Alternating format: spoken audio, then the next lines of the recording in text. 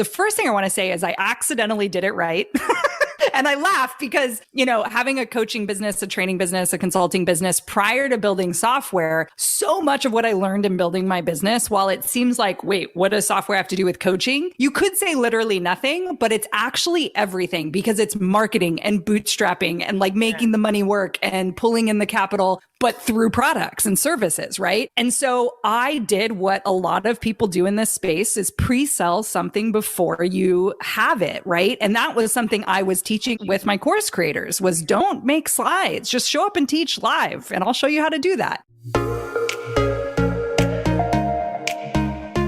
You're listening to the Move to Millions podcast with Dr. Darnyelle J. Harmon.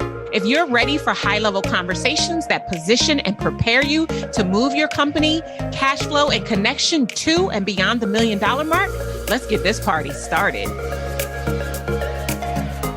This episode is powered by Positioned for Millions, my private advanced training that literally breaks down the framework that my clients and I are using to shatter our income ceilings, close the gaps, and turning them into gateways so that we consistently generate $30,000 to $100,000 a month inside of our service-based businesses. Learn more and apply today at partnerwithdarnyelle.com. In today's episode, I sit down with the Lindsay Padilla. Oh my goodness. Lindsay and we talked about so much.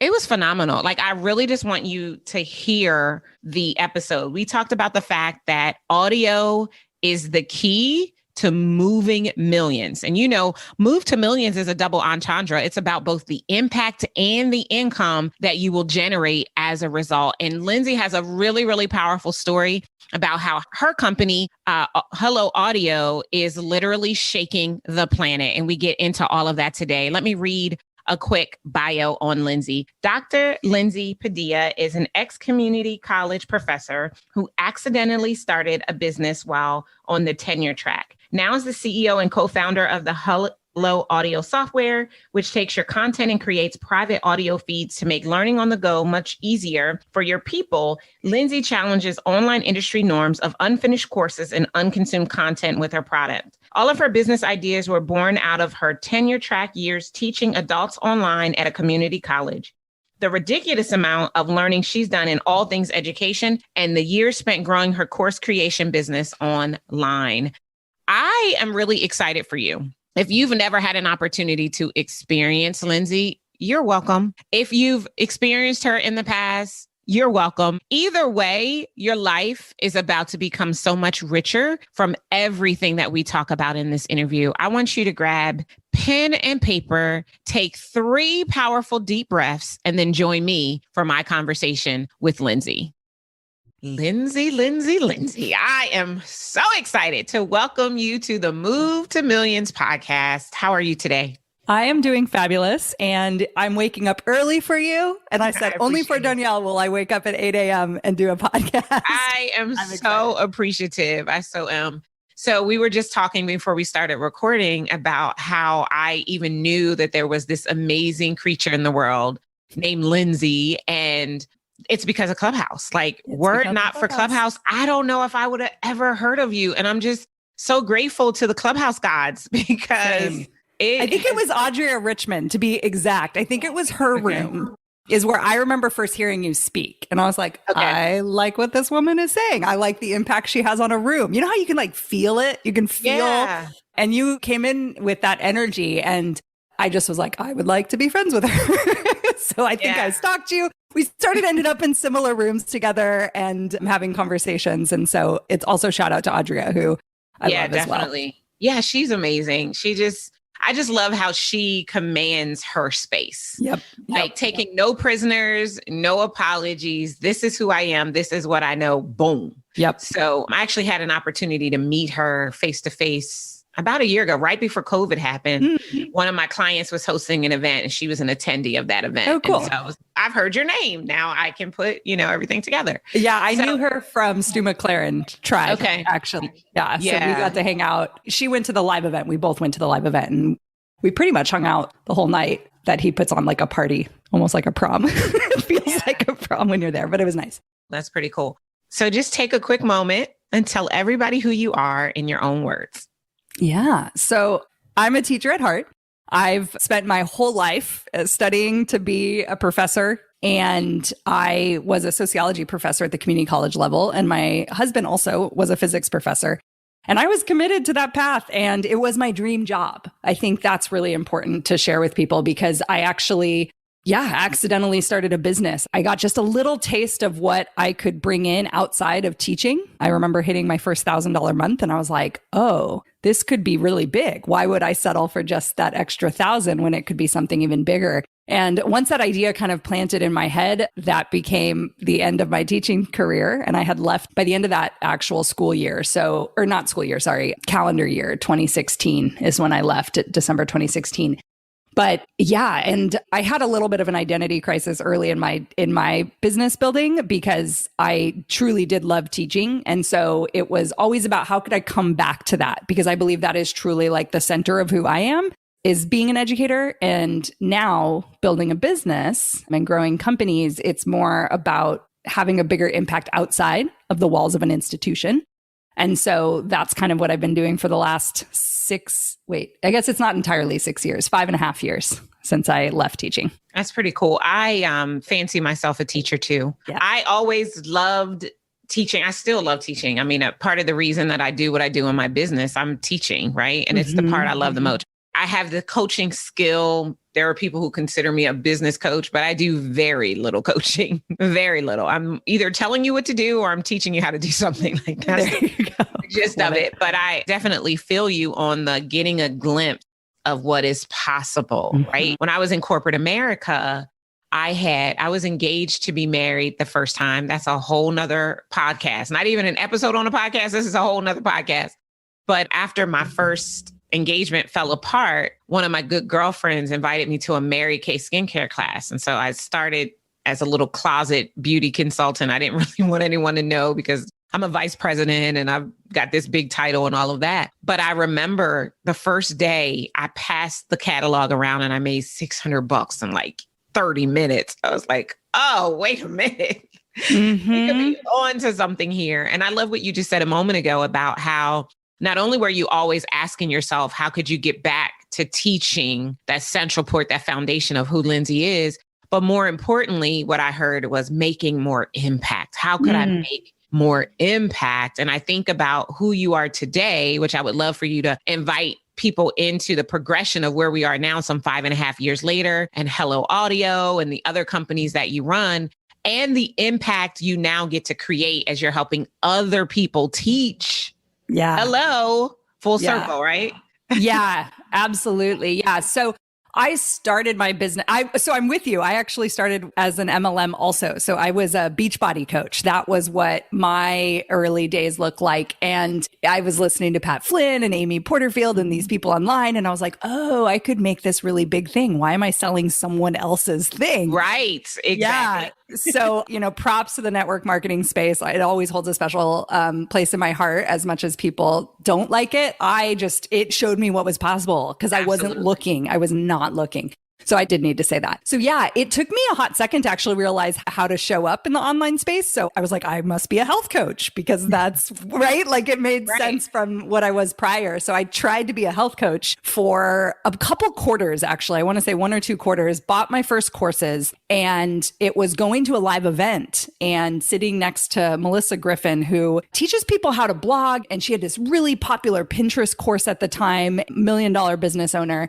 And I was sitting next to her at a lunch and we're passing around the credit card bill or whatever. And she's like, yeah, I have this course and thousands of people sign up, but I really just wish they did it because if they followed what I shared with them, they would get results. And I said, oh, well, have you tried blah, blah? I listed a couple of things. I've been teaching for 7 years online up until that point. That was a part of my academic career was teaching online. And she looks at me and she's like, why aren't you teaching everyone this? And I was like, oh my gosh, you guys don't know how to teach online. It was at that moment that I realized, oh, my teaching life is actually really useful in this space. Lots of people are trying to communicate what they know in a digital environment.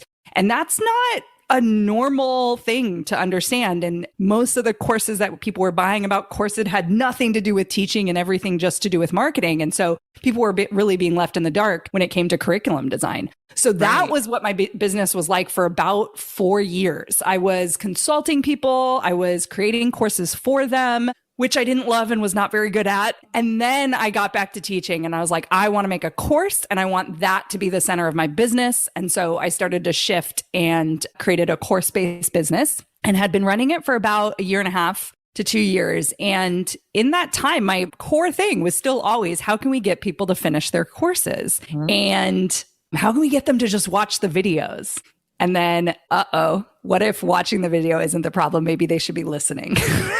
Maybe if we can remove as much friction as possible. And so that was where we got the early idea for Hello Audio, was just, recognizing that, while a lot of people in the space put a lot of time into their slides and these beautiful videos and cameras and amazing course experiences, some people do that, not everybody.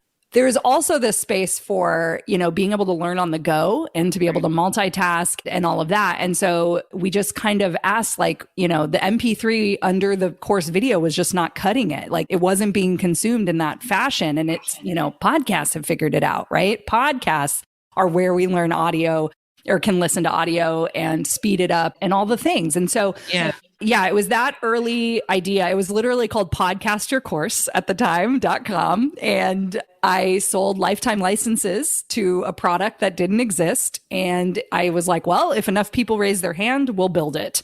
And that, sure enough, that is essentially what happened. So I'm now in the software space and I've quietly shut down most of my other business, which was teaching courses.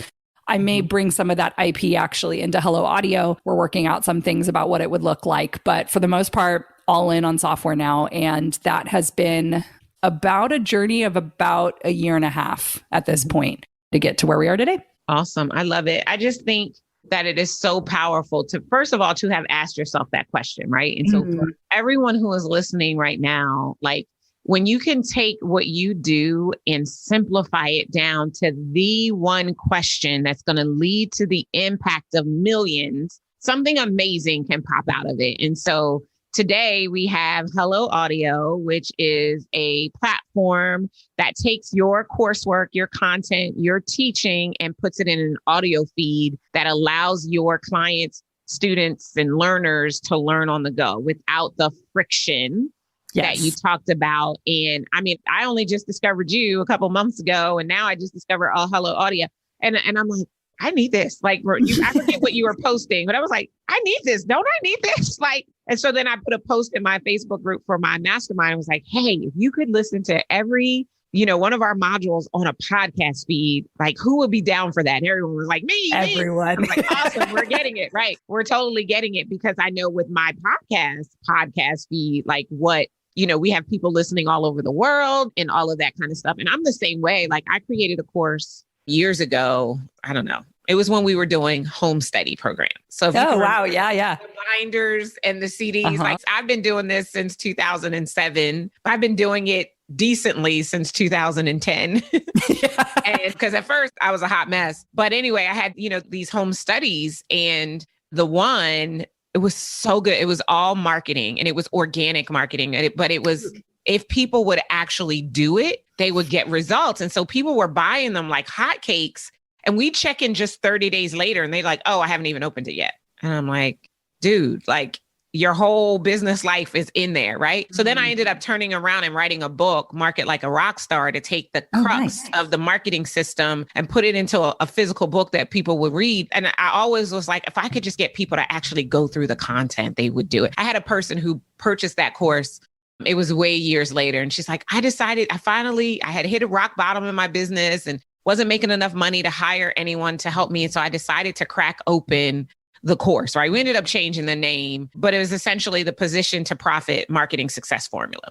And she's like, I decided to open your course, and 30 days later, I've generated $30,000. And I'm like, it works. Yep. And so I'm grateful to you that you have Hello Audio. And for those of you who are listening, we'll put all of Lindsay's deets in the show notes, so you'll be able to go and learn about it for yourself. But what I really want to know, As you sit today, a year and a half late, well, not actually more than a year and a half from actually having the idea, but actually getting the business foundationally to the point where it is helping to impact millions. Like, how do you feel when you just stop and you're like, we did this, Derek? Like, walk us into that conversation that happens. Oh, it's been a journey also. So yeah, thank you for reminding me to go back there, because I think so much of is like, well, what we haven't done yet, like what I have on the agenda. Like, here's where we're headed. And I'm terrible at honoring the milestones and rewarding and recognizing where, like, and how far we've come.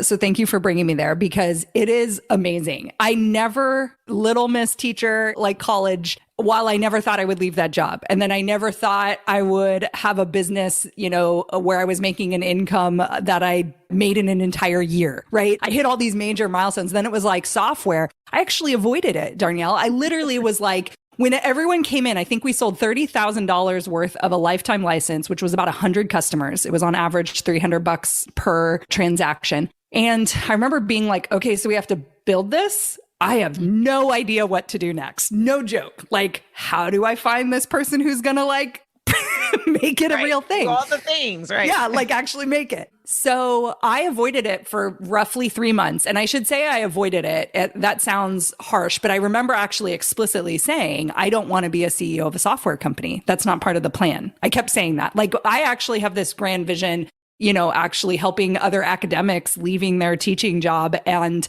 I saw myself as a source of inspiration for what was possible. And this is pre-COVID, right? I didn't even know what was coming, but I had this feeling like I really should be helping PhDs and academics, like either start side hustles or start businesses. And I had a podcast around the same thing. And so I was like, how does this fit in? Right? It doesn't. So let me just like make sure this thing gets built and whatever. So I actually went down this path of partnering with another podcast hosting software company. So someone had said to me, you know, you don't have to reinvent the wheel. There's already podcast hosting companies out there. Why do you need to build Libsyn? And I thought that was logical to an extent based on what my current desires were at the time and what I thought, quote unquote, I'm doing air quotes here, what I thought was possible and what I would be best used as, right? Like how my skills would be best used. So we started conversations actually with a company called Glow FM, who just got acquired by Libsyn 2 days ago. No joke. And they do subscription things and with podcasting. And I remember that whole experience. I felt like I would meet with their team and I'd be like, so this is where we're going. Like, people want to put content on podcasts. And it's not just about monetizing podcasts. It's about people who already have content. And they were like, okay, I think I get it. So I was like trying to get them to build this. They were VC backed. So they had to go to their board and ask if it was right. And so I started to realize, like, am I even going to be able to create what I need to create? Like, it started to like come into my head. And then without getting into too much detail for legal reasons. Yes, we don't need any problems. We don't need any problems. One of our customers actually approached us in February of last year and said, why don't we just build this thing? This is what I know how to do. I've been building apps for a long time. And so we got into a partnership with one of our customers. And about 4 months into it, the thing was built. We were a week from launch and they decide to not hand over the code to the product. And we get an email saying that she is going out on her own and is not going to be a part of this anymore. And granted, the whole thing is done, like ready for beta users. This was in May last year, end of May. Wow. That was horrible to watch something that you created for the most part. While I wasn't literally pressing it, it was all of me. Everyone knew about the post I made. I mean, she was literally a customer. So she said, I'm going to go out and make this. I'm going to go out and sell it myself.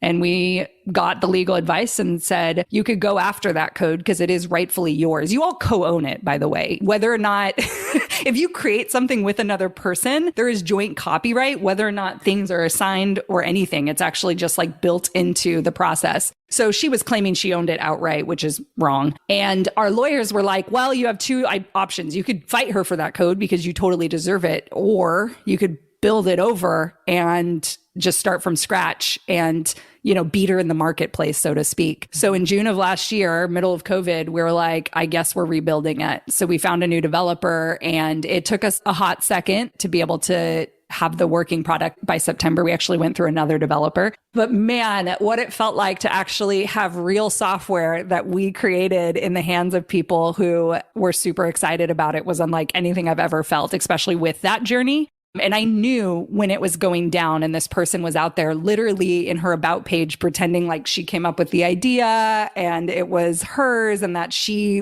did all the work and all this stuff, I knew I couldn't not build it. Like there was something inside that was like, Lindsay, you're the person to build this. Right. She's going to be out there and she's going to be a mirror back of like what an example in my head of like the person who's not supposed to build it, which means she will not be successful. Like you need to do this. There's a scripture right now, like forget where it is, but do not be Galatians 6:9. Do not be deceived. God will not be mocked. You reap what you sow.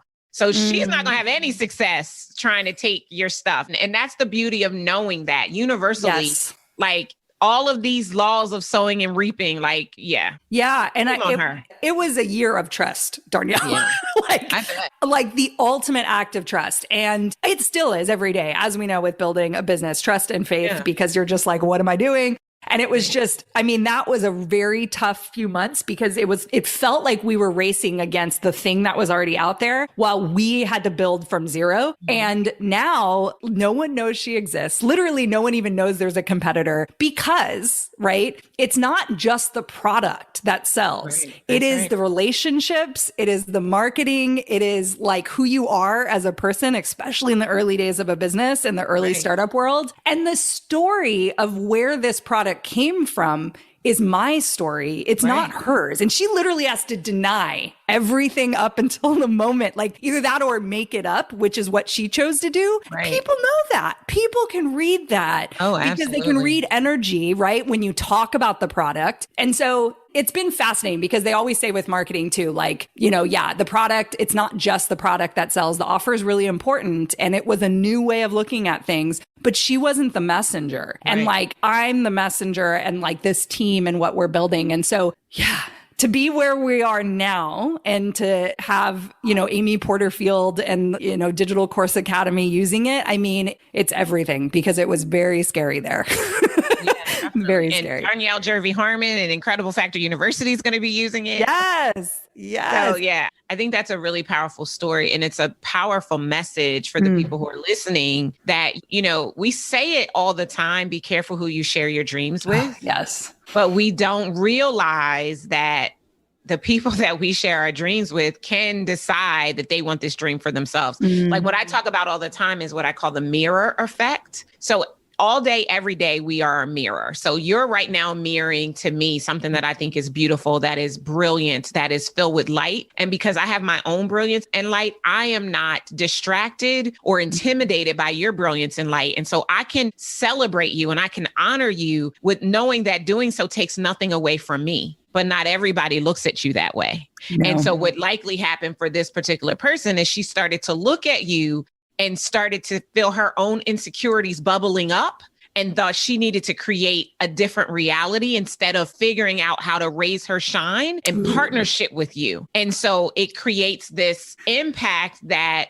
she's going to, A, have to live with it for the rest of her life. B, it's never going to be as successful had it been if the partnership ensued and whatever the two of you had worked out. And C, she's basically out of integrity and out of alignment, which means abundance is never going to find her because that's what happens energetically when we are not where we're supposed to be. And I just love that you guys made the decision to just start over, to, take the knocks and just say, okay, we got to hunker down and we got to do it because you're literally shaking the planet, Lindsay. Like that to me is like everything. So many lives are going to be changed because you had the courage and foresight in having this one little question turn into this massively successful entity that is now a software, that is a service that can be used by every coach, consultant, teacher, university. It could be used by everybody. Like, are you guys already talking about deals with like major institutions to make this available? That's a good question. So we're not going to get into ed tech. Okay, you're not. Yet. Okay.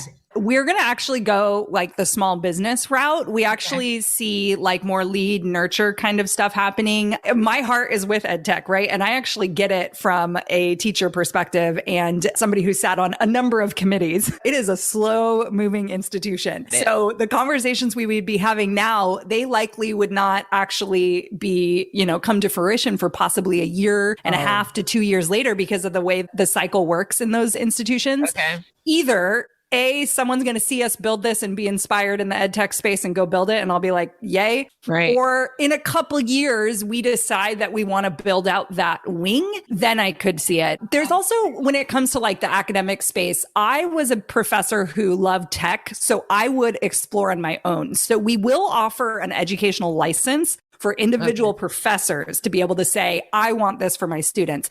But yeah, could there be, Stanford University podcast? Yeah, there very well could be, where there's an app and it like has all your lectures in it. That would be really dope. It's just like a next level. There's different security that they want for obvious reasons. We follow those kind of things. So it depends. And this is where I say, because it's not a part of my current vision, but I'm also not completely against it. It would require probably a lot of capital. So if we do believe that vertical makes sense for us, we might pursue it. But even if not, I know it can get in the hands of professors who want it. And that's important to me. Yeah, that's pretty cool. I just love this idea of using audio to move millions. Like, when there is no barrier to how people receive the information, which I think is why, podcasting in general is so popular, why Clubhouse now with this $1 billion valuation is like taking the world by storm in such a short period of time. Like, it's just something magical that happens when people can listen. Last week I was with my clients at my mastermind retreat, and one of my clients, her daughter is now about to she just graduated from high school. She's going to college. And when we started working together, her daughter was like 10.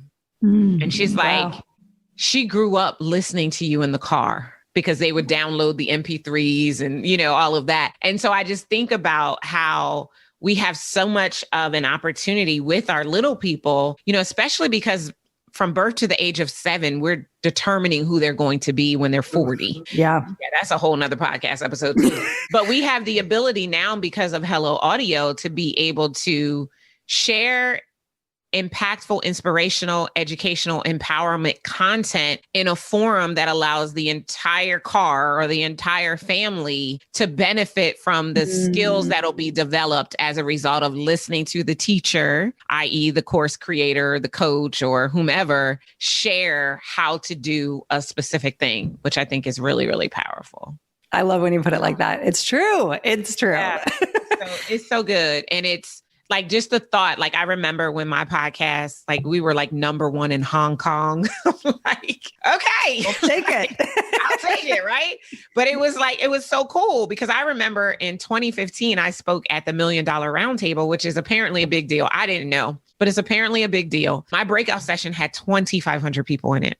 Dang. 2,500 people in a breakout session. I literally, Lindsay, I was in my room and I went to go to the bathroom and I went outside. They hadn't opened the doors for people to come in. And there was a line all the way around the convention center. Like I literally took a quick video of it. I was like, people are not going to believe me when I tell them this. And the majority of the people were Asian.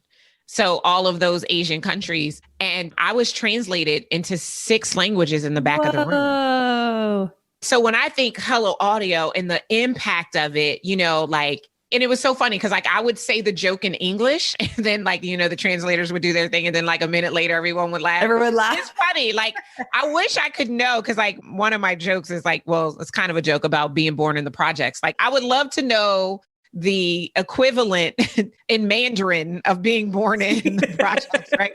How they translate that. Surreal thing. And so when I think about using audio to impact millions, which, is a big part of what we talk about here, Move to Millions, is the impact. I just celebrate you because I just think it's phenomenal. And I think it's so simple. It's to me as simple as the sticky, right? Like whoever created the sticky, like I need to remind myself with tape and adhesive on the back. And it's like the same thing. It seems so simple. Why didn't somebody else think of it? But at the same time, they didn't because this was your destiny. This is what you're supposed to create for the world, which I just think is so powerful. So let's talk a little bit about, because I know that there are a lot of people, I did some development work to create my own software. The name for it is Jervey. Like my clients named it. They were like, your maiden name. And I'm like, oh, it's not operational because I had the specs created, but I didn't take the next step. And now when I just saw the other day that Canva just got a $1 billion valuation, I'm like, you need to develop your software and stop playing, right? Mm-hmm. So let's talk a little bit about the process. Like, so we have an idea to solve a problem that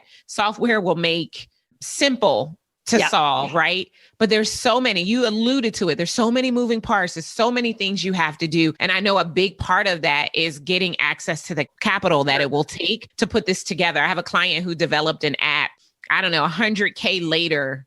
The app is still needing stuff to be fully operational for the world. So what are some of the ideas you have around how we can take these ideas that we have that become software as a service or SaaS as we know it in the marketplace and to get the capital that we need so we can impact millions? Like, what does that look like? Yeah. Oh, I have a lot to say on this. And it's something that I've learned. I mean, this is fresh, y'all. This is like since probably August, September of this last year, really starting to dive into what this looks like. So the first thing I want to say is I accidentally did it right. And I laugh because, you know, having a coaching business, a training business, a consulting business prior to building software, so much of what I learned in building my business, while it seems like, wait, what does software have to do with coaching? You could say literally nothing, but it's actually everything because it's marketing and bootstrapping and like making the money work and pulling in the capital, but through products and services, right? And so I did what a lot of people do in this space is pre-sell something before you have it, right? And that was something I was teaching with my course creators was don't make slides, just show up and teach live and I'll show you how to do that.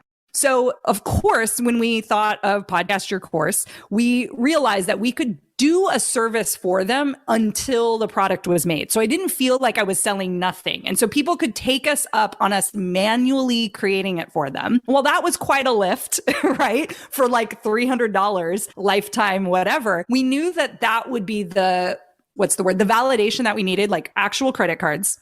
And we knew that not everyone would ask to have their thing created, and majority didn't actually. I would say about a third of all lifetime users took us up on us manually building their feed for them.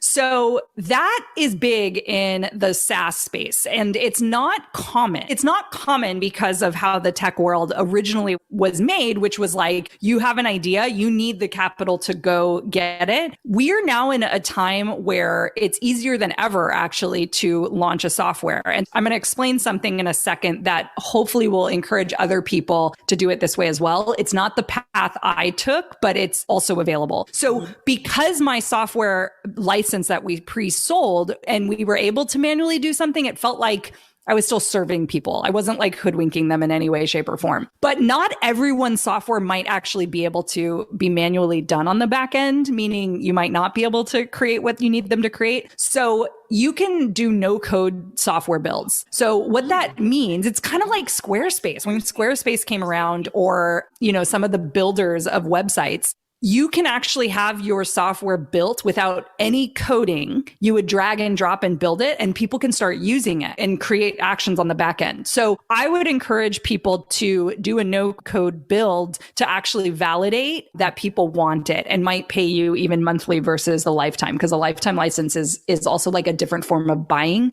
You have to prove that people will pay you monthly also.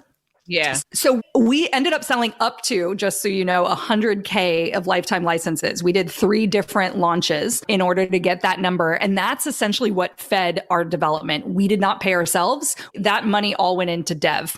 And we had what they called tech debt at one point, where we had software we didn't like. I alluded to it, that it happened last year after our original misstep there. Not misstep, whatever, part of the journey actually. And so we lost some cash in that, but it's kind of part of the process. And so because I'm scrappy and I'm a business owner, we're like, what offer can we come up with to like find the cash to be able to continue to build it, right? Right. I tell people all the time, as an entrepreneur, you have a printing press out back. You should never say, I can't afford it. You should say, what can I sell to get this money? Like every single time. Yeah. And so we've been working with this developer who's amazing. And Bill has actually been he calls it getting to production for like 6 startups. So knows the space really well. We were another one. And when he saw what Nora and I were able to do and sell, he's like, this is great. You guys are going to do great. And it's like, oh, we just got in a Facebook Live, created an offer, opened a cart, and made 30 or 40K. No big deal. And he's just like, there's so many startup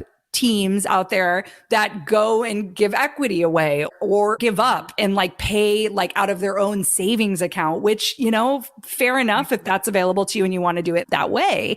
So he just was like, oh, I get it. You guys can make this happen. So that was cool because I think that showed our developer that we really, truly were taking this very seriously and we wanted this to last and continue. So then the next phase of the process was I connected with the CEO of Thinkific, which is the learning management software. And they had just raised a Series B, I think like 330 million or something like that. And I was like, oh, congratulations on the raise. And I was like, hey, we should connect because I'm like kind of curious about what that could look like. Should we do that? And he's like, I'd love to tell you like how I started Thinkific and all of that. So Greg ends up writing me my first check, and that starts the journey of raising capital. And it was at that moment. So I want to paint this picture because this is where it is a little different than the coaching space. And I decided to make the choice, I decided to raise capital versus launching in so many words. I shouldn't say it like that because that's not entirely true, but we had a path for a launch process. We had a path to potentially do partners, which we're still executing on. Okay. But raising capital was this journey that I think I couldn't not do. And something in me, I'm back to this like inner knowing and the calling type of stuff. I felt like going through this and raising capital was actually part of what I needed to learn to actually model it to people in our industry, actually, because it's very easy for people in our industry to bootstrap. And again, nothing wrong with bootstrapping, but you do have to ask yourself the question, how quickly could you grow with bootstrapping versus taking capital? And taking capital should make you grow faster because it's an influx of cash that allows you to hire the right people and build what you need to build and show that growth month over month fast. Where bootstrapping, right now my monthly recurring revenue is $7,000. That is not enough to pay my team, right? So we call in the tech world, it's called getting to break even. And this happens in the tech world where most of the time you're raising capital and you're like hoping the revenue catches up and then you're at break even. That's a big milestone in a tech world. So we decided to go down the path of raising capital, which I had no idea what that meant. I read a ton of books. I, of course, talked to Greg a lot. And then Clubhouse, the timing of Clubhouse was bananas. And so I was able to talk with investors there, learn stuff from people who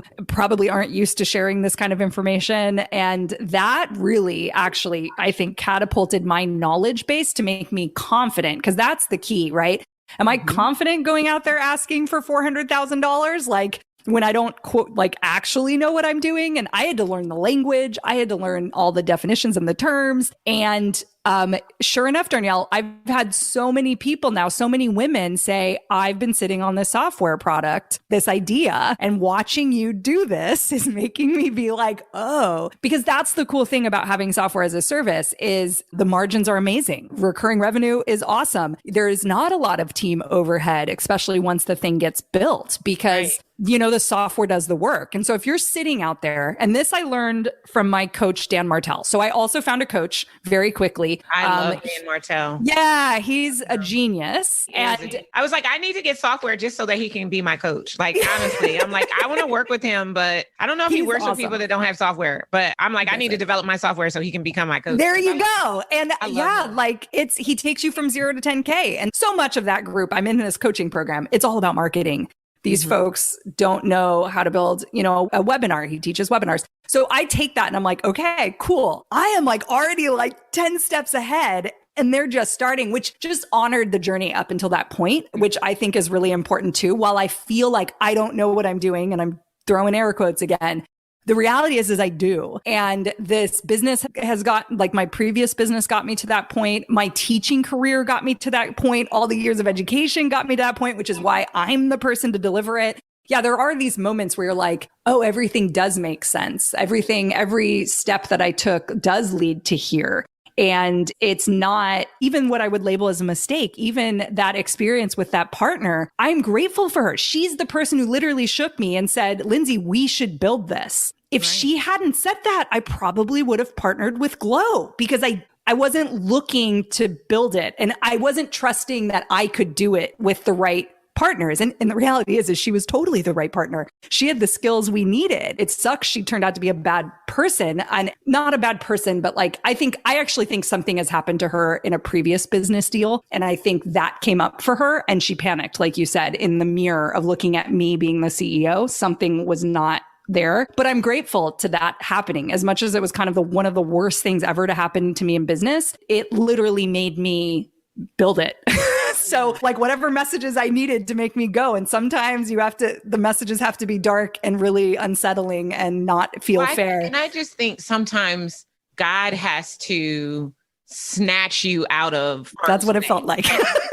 He was snatching. You could have gone down that path and you would not have had the impact. I'm going to make it about the impact and not the income, but you wouldn't have had the impact you were supposed to have. Like, she was the catalyst to get you thinking a different thought, to realize that you were onto something that was going to shake the planet. And her participation in your journey had to end. And maybe there were signs, maybe there weren't, but it had to end drastically because it would threaten to derail the destiny that was established for where you were to go next if you stayed in association. And so, it is what it is. You get to the point where you forgive, because you don't want to harbor anything that's going to keep That's what I'm working on. I know it's a journey. Listen, nobody goes to bed a blunder and wakes up a wonder. It's a journey. And so, but you keep doing that forgiveness work so that nothing keeps you from the abundance that's rightfully yours, and you thank her for being a catalyst when you can get to that point. And you may never thank her to her. You may thank her only in your journal. You may forgive her only in your journal. You may never reach out to her and audibly forgive her because forgiveness is for Lindsay. It's not for her. Right. And you do what you need to do and you move on and you keep impacting, because everything you've been through up until this point is only to solidify that not only is this needed, but it is a big part of your purpose on this planet. And there are way too many more lives to change than to get caught up in the one that tried to derail you. Period. Yep. Period. Yeah. Exclamation point, all the things. Yeah. So I think part of me taking this path in the face of I do want to bring this up too, a mentor that I had as well. I was in his mastermind. I support his programming and all the things. And he was like, nah, don't just bootstrap, don't raise. And he just said it, but just take it as a grain of salt because he had never done it. He chose to want to hang on to his equity. And so even that is cool when you get to a moment where you have a different understanding and a knowledge than someone that was a mentor of yours and can still be a mentor. So yeah, I think there was something in me that was like, go against what a lot of people in this industry do, which is bootstrap. And like, there's something powerful in like raising capital and getting into this world because it's a bridge. There's a bridge happening, I think, between the coaching space and the tech world. And, I want to show people that that's possible. So if you have something that your team is doing, this is a tip from Dan Martell. If you're doing something in a spreadsheet that like no software is doing right now, there's likely a software idea there. So there's a way another idea for another software. So I have a whole idea. I won't share because I don't want anybody stealing my idea, but I just got a whole other idea. My clients love this one spreadsheet that we give them. So I'm going to write that down. But I just wanted to say something about the whole access to capital. Like last week when I was with my mastermind, we were talking about this. Now my mastermind is 98% women of color. And then we've got, 2 non-women of color. You head it or it's when you're in?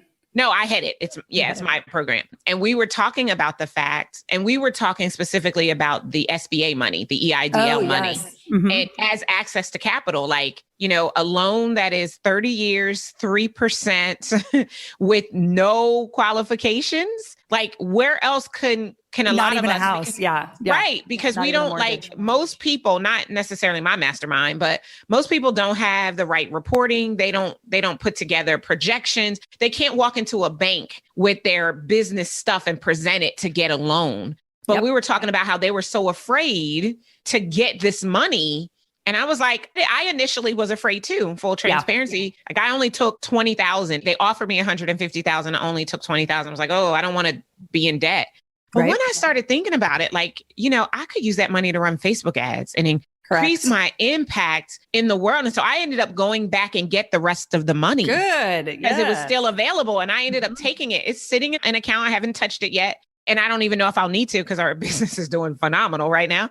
But you always take it when you don't need it. I learned this. That's what I was just about to say. Yes. Always take it when you don't need it. It's mine. And, worst case scenario and they just extend it when you have to start paying for it. So now I don't even have to start paying it back for 2 years.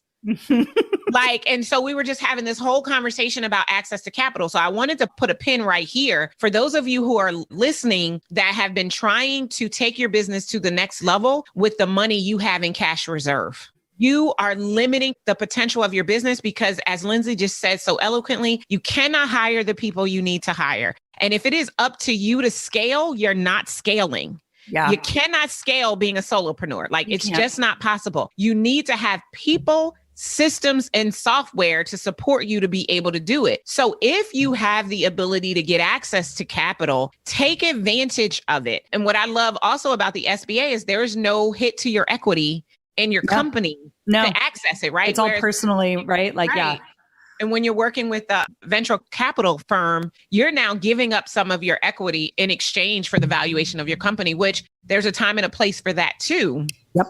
But don't be afraid because you need more capital if you want to grow.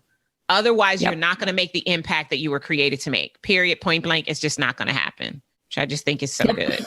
No, I'm so glad you bring that up and tie that in because that's super relatable. And it's so important too for women of color specifically. It's understanding that the systems made that reaction to debt. And we've seen it. I personally come from a working class family. So my family filed for bankruptcy. I have money shit tied to that stuff. Yeah. And so there's some mindset things there. Absolutely. But when you think about a system set up, for that has historically kept people of color out from wealth, redlining, all the things, of course you're going to be skeptical. Why would the government give someone like me money? But when people like Darnyelle are showing you, go get it, take it and use it smart because it's true. That cash influx, if you can put it into a machine that has ROI, however many dollars per month that you're going to owe for 30 years, is going to be a drop in the bucket of what is the potential to create. But it's also scary. Stuff happens, but recognize though that the path that you're choosing, you're at the helm of it and you can make something really cool come out of that capital. And if I've learned anything from raising, and this is another mindset thing that I had to go through, which is a little different, than taking out a loan that you have a percent for, but it's different because I'm giving them a piece of my company, which is a big deal. Right. But I had to flip the mindset of, I'm not asking for money because I need it. I'm asking for money because they get to be a part of an opportunity in a vehicle that is exciting to them. And I had somebody say that to me because, like I mentioned, my family with bankruptcy and stuff, we used to borrow from my grandparents. Again, access to generational wealth. My mom used to call my grandpa and beg for money. And he treated her like shit in the entire process. Whole other conversation. Mom, if you're listening, I love you. But it's a whole, I love you, Mom. But it's a whole thing, right? And I thought asking people for writing a check, just 25 to, 500K, just a check, no one does that without strings, right? Or I'm begging for it, right? I have to do it. And I had to get that flip. And they're like, no, you're bringing a gift. You're bringing an opportunity. Yeah. And that was another thing. So we also have to recognize that of course, our money stories are going to come up. Darnyelle, I know, talks a lot about this. When we're dealing with these lumps of cash, we have things that happen to us growing up that we attach meanings to that money. And I think by literally doing this, I'm actually healing the history that my family has gone, money wise, has gone through. And I could feel it because it was scary as shit. So I knew in the fear that I was in was the healing of I'm going to do this differently. I'm going to get checks written for 50K and wired money transferred. And it's going to feel very different. And that was a game changer for me. So just to reflect back, asking for capital, raising capital, loans, the money is out there. I got to basically discover a different way of having money flow to me. And that was by raising around. Yeah. And you have to realize that you deserve it. It's all a deserve issue, right? And it's because regardless of any of it, we're constantly questioning, do we deserve it? Did we do something right? Did we do something right? Makes this available to us when honestly, just to be here, to be a creation of the most amazing creator is your deserve, right? The invitation to be on this earth right now is your validation that the world needs you. And I love what you said about the flip that you got yourself, is realizing that these venture capitalists, they see the gift that you are. They are able to hold up a mirror and be for you what you can't be for yourself, to give yourself permission to accept the gift. Because at the end of the day, like having 100% of a company that is doing nothing, that made sense to me. Having 50% of the company that's impacting the world is humongous. And it is all about perspective and realizing that we are worthy. We do deserve it. There's no way in the world you're going to impact millions if you are not comfortable with millions flowing through you. Your bank accounts are going to be a catalyst for real change in the world. And you have to realize that you deserve that. So I'm grateful that you've been doing that money mindset work, and it never goes away. At every level, there is another devil. It doesn't matter. Like I remember I was just telling my clients last week, like we're at the point now, and my goal is to get to 10 million in 3 years. We've been, sputtering around this $1.5 to $2 million space forever. And I'm like, I want to have a $10 million company, not just for the cash, but for the impact. And so, but before that, like my monthly revenue would always, it would probably be at least 75,000, but like some months it would be like the 84,000 it's supposed to be. And some months it would be like the 57.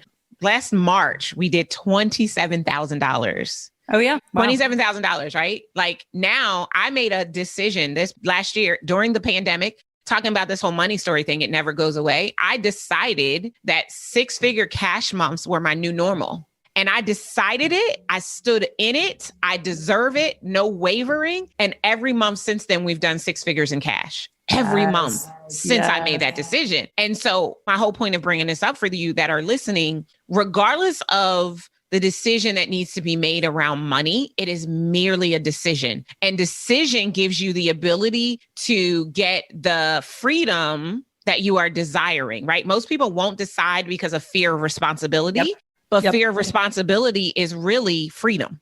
Because if you have the responsibility to get all of that to come into your life experience and to distribute it in a way that supports and edifies others, you are actually experiencing the freedom that you say you want most urgently inside of your business and your life experience. So yes, it's been so good. I really don't want to end.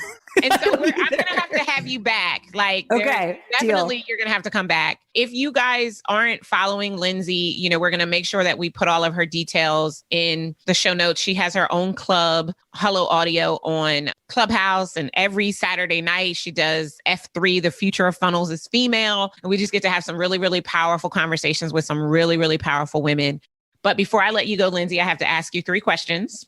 Okay. They're round out questions. So my first question is, what is your favorite quote? The quote that keeps you motivated, that gets you excited, that reminds you who you are and the space that you fill on the planet. What's your favorite? Yeah. Well, the quote that I always stuck with me, was the signature in my teaching. And again, I'm still the teacher. It may not be in the way that I thought, is a Robert Frost quote that teaching is not the filling of a pail, but the lighting of a fire. Ooh. Oh, I love that. Okay. Robert Frost said that. Awesome. And then the last book that you read. Oh gosh, I read, Darnyelle, I read so much.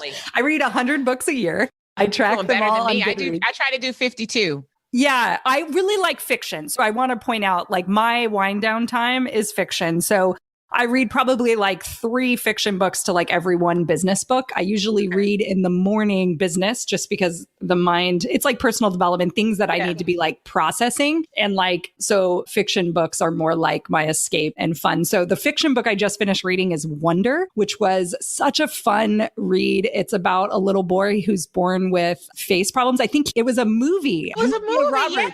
Yeah. So the book, I was crying. I mean, it was, and I haven't read a book from the perspective of middle school kid in a long time, actually. So it was a great book. So I finished that last night. And then the other book is Trampled by Unicorns, which is written by a female tech. She's actually now the CEO of Techstars.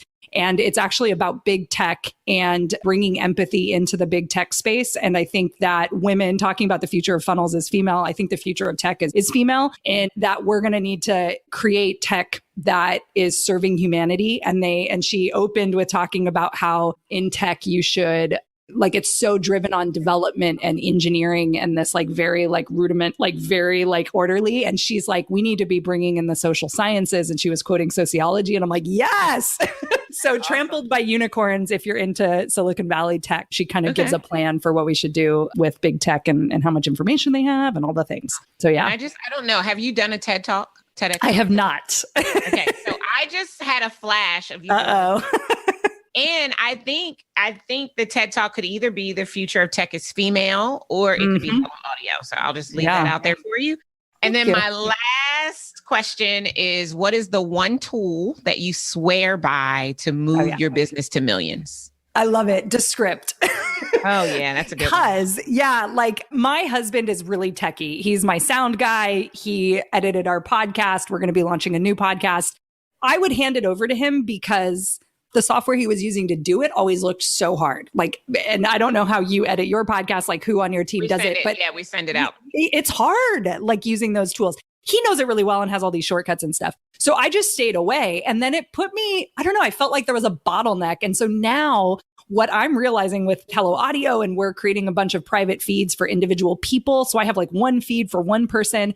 I can just like copy and paste and edit the audio so easily. It's like mind blowing. And to the point where I, shouldn't be doing it. But at the same time, it is me to do this because the tweaks are so tiny that I could just like move it fast. And so I think Descript is helping me up my content game, I'll say. And that content is big with reach and your ability to personalize and, get your message out there in video or audio format. And so Descript is a game changer for me personally. Awesome. I love it. I love it. I love it. I'm so glad that you were able to come and chat with me today. And like I said, we will totally have to have you back because there's so many more things we could talk about. Just in closing, anything else you want to leave with the people?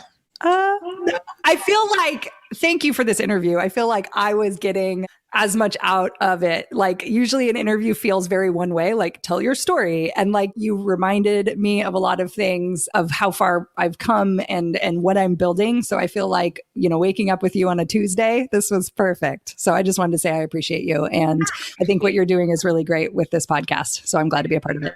For social, they get on my nerves about having pictures to put on social. Document your shit. Right. I can't. It's just too much. But thank you so much for being here, Lindsay. I'm so grateful to you. And I'm really excited about signing up for Hello Audio. So I'm getting in there. You guys, you need to get in there too. So thank you so much for being here. I appreciate you. I told you that it was going to be a really, really powerful conversation that I just had with Lindsay. If you enjoyed our conversation and you want to connect directly with her, you want to make sure that you check out our show notes because that'll give you a link to the website to learn more about her and Hello Audio and all of those good things. There were so many powerful things that we talked about in the interview. I think the thing that stands out for me the most was just finding a need and solving it.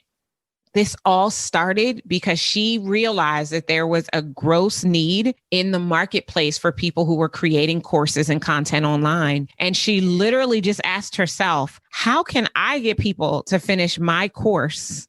And she endeavored to remove as much friction as possible from the process. So the question I want you to be asking yourself about your business as it stands right now, or about the software idea that's going to come out of your business, because we talked about that too, and how if you have a spreadsheet that you're using on a daily basis, it could be software that could be changing the lives of other people. How are you going to take initiative and solving a real problem for people so that you get the opportunity to impact millions, which will ultimately help you make the move to generating millions? There were so many other amazing parallels. I loved when she talked about the fact that launching a software business is much like running an online business, and how many of the skills she employed in her online business, she was able to use in her software tech business. Knowing the parallels between building a business and creating a software company is really the difference to make. And then we also got into that conversation about bootstrapping versus access to capital and taking on capital. She said the fact that confidence, your confidence in yourself, your confidence in your ability to, your confidence in the way you see yourself and your deserve level as it pertains to money is going to determine whether or not you try to do it the slow route or you do it in the way that's going to garner the most amount of impact for the people that you want to serve. Regardless of anything, I hope that you realize that you right now are literally sitting on a gold mine. You're sitting on the solution that people are actually seeking right now. And I encourage you, I implore you, I beseech you. I know we probably don't really talk in beseech language these days, but I beseech you to literally ask yourself that very simple question and see what comes up, because I believe that it could be the key to you making the move to millions. I'll see you next time. Take care. Thank you for joining me for the Move to Millions podcast. The way I see it, you deserve a business that generates millions. If you're ready to get started, grab our Move to Millions Quick Start Guide and join our online community at movetomillionsgroup.com. If you enjoyed our time together, do yourself a favor, head on over to iTunes, subscribe, rate, and leave us a review. Until next time, remember, millions are your birthright. And to access them, all you have to do is move. I'll see you next time. Take care.